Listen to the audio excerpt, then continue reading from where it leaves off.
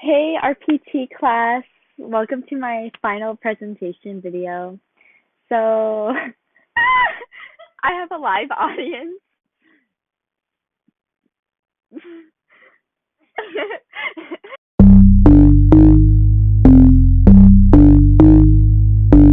The book I chose for my final presentation is called Wolves in the Land of Salmon by David Moskowitz. And I chose this book because I love dogs, and I was like, oh, dogs are like wolves, right?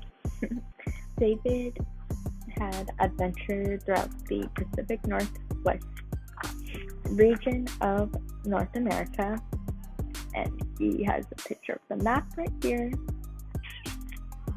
And he said in the book on page 23, my desire to write this book stemmed from my love of wild landscapes, fascination with the lives of the other creatures that we humans share the world with, and a determination to understand and care for the places that inspire and provide for us. The author wrote this book in a scientific, research-based style, so not the typical adventure narrative book like the ones we read in class. And so this book has a lot of pictures, like school textbook. He would talk about his wildlife tracking expeditions and also talk about the research of the biology and comparisons of the wildlife.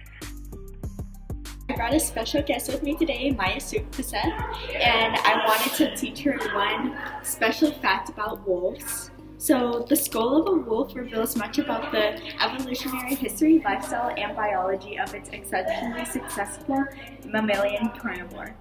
A skull provides clues about how an animal perceives the world through its senses of sight, smell, and hearing, while the structure of the teeth, jaw, and related elements also offers clues about diet. Did you like that? Yeah, that was great. Another interesting thing I learned from my book is humans' perspective on wolves, the traditional perspective compared to contemporary perspective. So the traditional perspective on wolves is that they were a symbol of strength and power, yet in many different cultures there's still a fear of wolves. And more contemporary modern perspective of a wolf is that they are just a part of wilderness, and that's how people see them. For me, I personally get scared when I see like a coyote or a wolf, but that's just me, maybe not you. So, would I recommend this book for you guys to read? No. No, I wouldn't. I'm being completely honest. It's a textbook style. Compared to the ones we read in class, it's not the typical adventure book. If you want to learn about wolves and other wildlife, go ahead, go for it. There's pictures, but it's not interesting at all.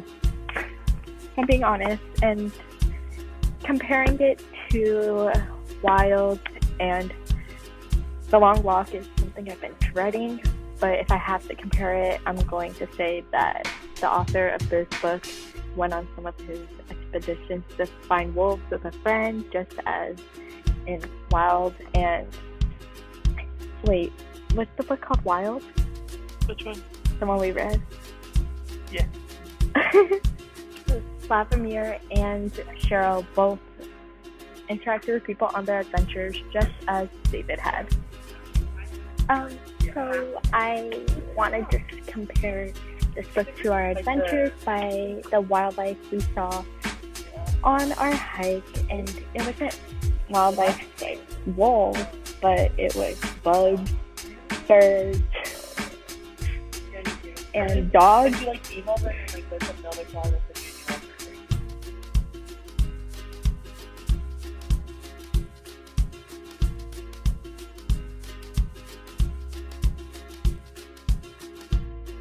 Future adventures. I have none planned right now, but if I were to plan something for the future inspired by this book, I would probably go to Canada and hunt for wolves, see the wildlife. Thank you guys for watching, and I just want to thank our PC class for all the great memories. I hope everybody has a great summer, and let's stay in contact. Peace.